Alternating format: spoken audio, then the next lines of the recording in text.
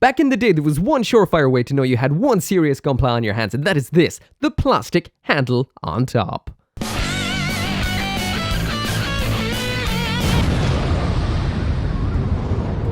So when it comes to the various Gundam universes, and when it comes to the Gundams and the gunpla of the Gundams from said universes, there are ones that Bandai particularly likes to make again and again and again. These are almost the 5 fingers of the god hand of absolutely reaching into your wallet and robbing you blind. Those of course are the classic RX 78-2 Gundam, Wing Zero Custom, Unicorn Gundam, the Strike Freedom, and what we're going to be talking about today, that of course is the Astray Red Frame. These obviously are tried and true, absolutely cool, hot-selling Gundams, so they make them over and over again.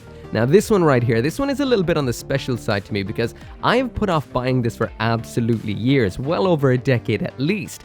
I remember seeing it in Mandarake in Utsunomiya, if I'm not mistaken, time and time again, except it had the P Bandai second sword strapped onto the side of it. I passed on it again and again and again, but today is the day I am ending that cycle. I'm going to be taking a look at the perfect grade Gundam Astray Red Frame. This was released in 2009. It's a fan favorite. It's one absolutely cool Gundam and possibly one of, if not the coolest looking Gundams around. But how does the perfect grade stand up to the test of time? We're going to be finding out. Anyway, this right here is going to be an unboxing.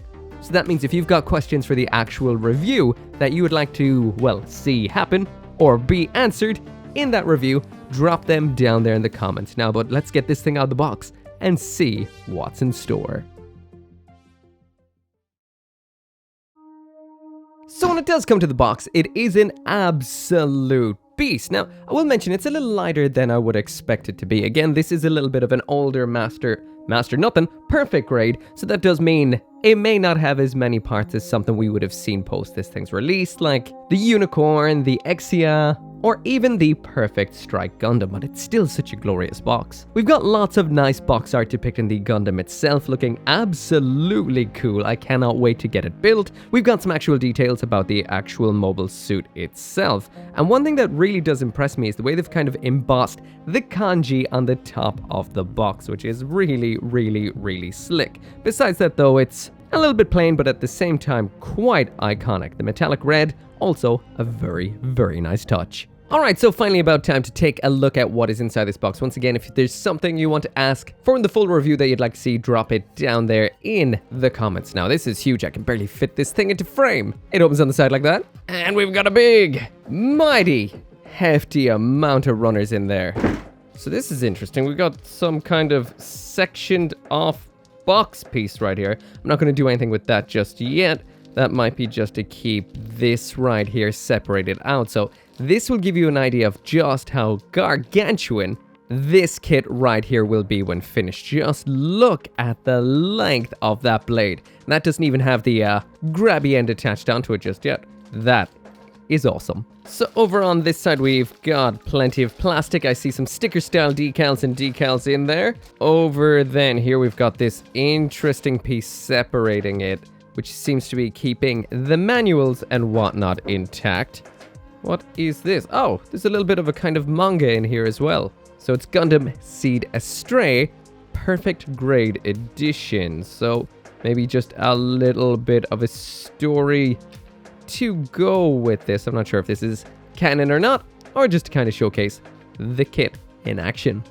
Oh, I remember these. I think there was one of these with the Strike, the older version of the Strike, if I'm not mistaken. This is just kind of like a thing full of information about the kit itself. It's not actually the manual, the paints you'll need if you want to paint this up, all the different aspects of the particular kit. Now, I will mention that this is not translated into English like you'd get in a modern kit, because back in 2009, I guess they weren't doing that just yet.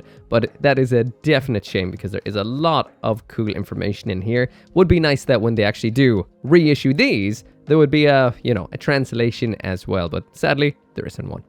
Lastly then, there is the actual assembly manual, and this isn't as well hefty as I thought it would be. It's printed in blue ink, which is an unusual choice nonetheless.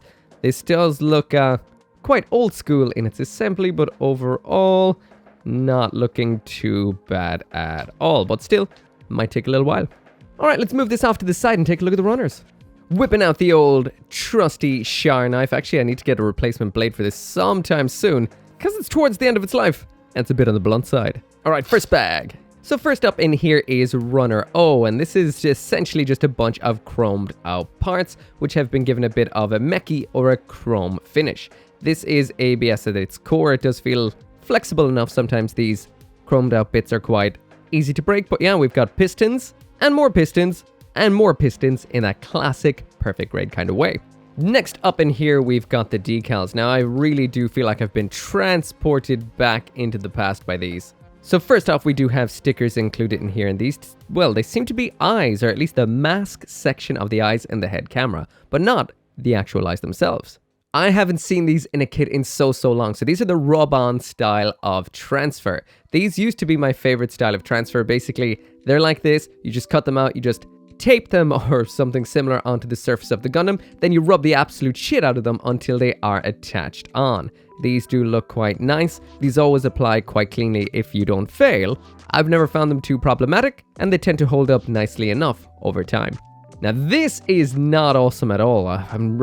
These are just stickers. These are sticker style decals, so they will have a little bit of an outline. The designs are undeniably very nice, but it would have been nicer to see water slide decals in here instead. That's a little disappointing. Next up in here, we've got Runner X. This is a nice feeling plastic, definitely. There's our pilot figure low. Now, this doesn't have a bottom for it to stand on, which always kind of sucks. If you don't like that sort of thing, you can grab this little bit of a flap here and just cut out a little bit of a stand for it to stand on. That's what I tend to do. There is the pilot figure, and there is the huge scabbard. So these are nice and long. There is only the one in here.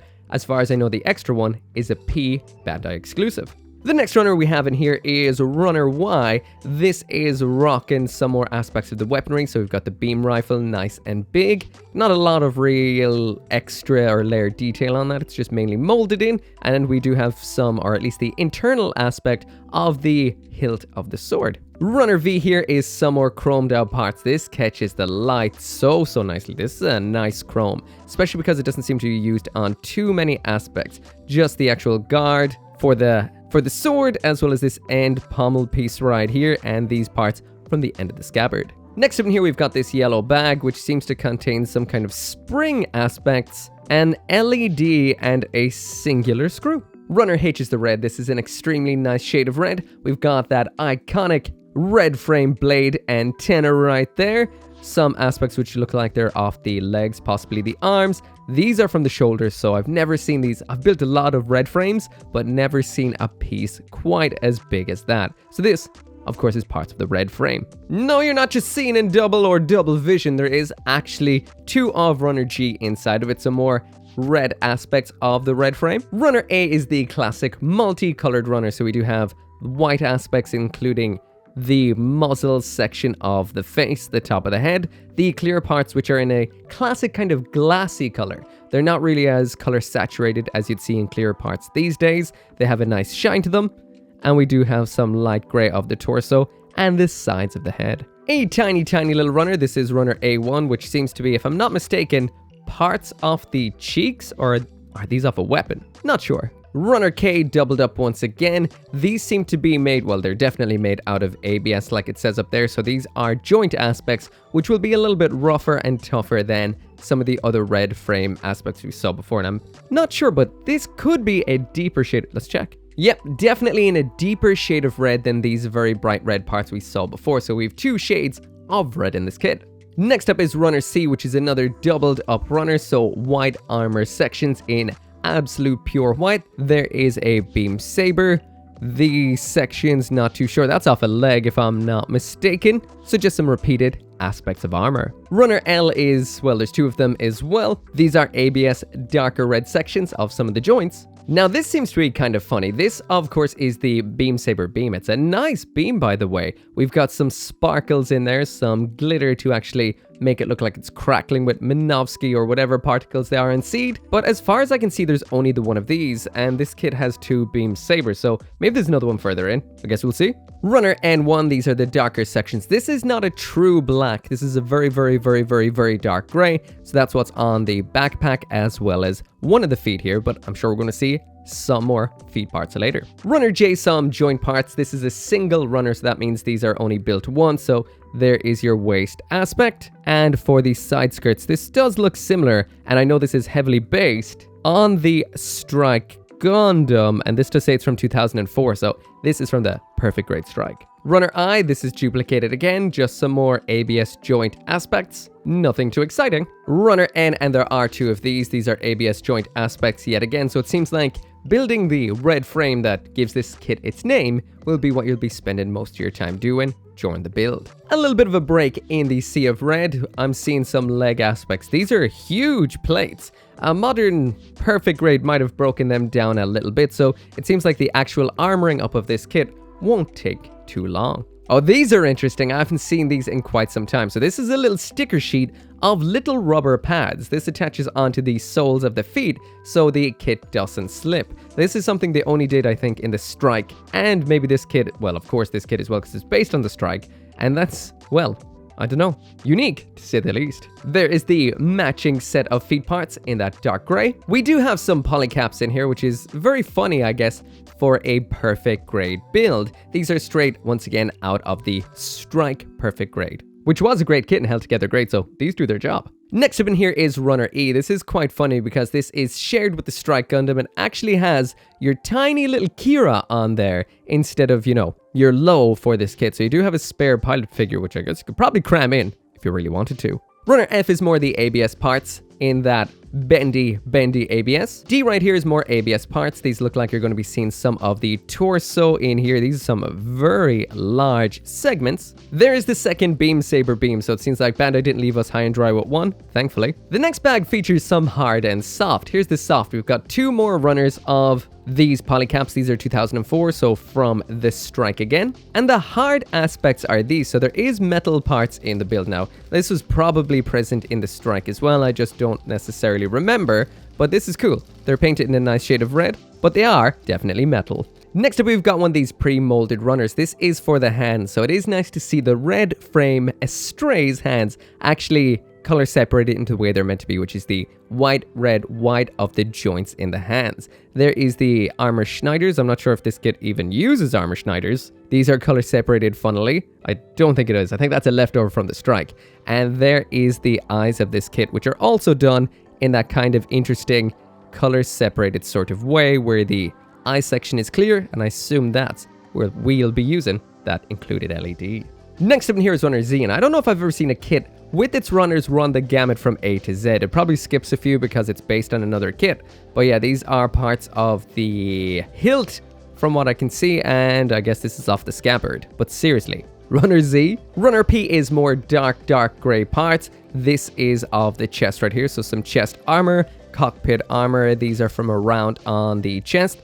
These, again, seem to be part of the sword. So the sword seems greatly color separated, and this part makes the shield section we saw in white, that was the Strike's shield, into the Astray style. The final set of runners in here are a duplicate again. This is Runner U, so some more white segments. It seems to be in the same shade of white, just some various little bits of detailing. But yeah, that right there is what comes inside of the box with the Perfect Grade Gundam Astray Red Frame. This is something I've been meaning to build for so long, and I'm thoroughly excited to see how it turns out. I know it is definitely a fan favorite, but if you have any questions about this particular kit that you want answered in the review, then drop it down there in the comments, and I'll take a look through those and answer anything that I can in the actual review. I got this right here from Hobby Link Japan, so if you do want one of your own, I will throw a link down there in the description. As always, thank you so much for watching. Make sure to come back for more Gunpla content, and I will see you next time. I can't end this video right here without the usual thanks, saying thank you so much for watching. This video and this channel would not be possible without each and every single one of you, including those of you who support me over on the channel memberships and on Patreon, including Abraxas, Caleb Engelhart, Go Little Rockstar, Joe, OG59061, Shadow Wolf 179, 10 Soldier YT, and Van Fawn.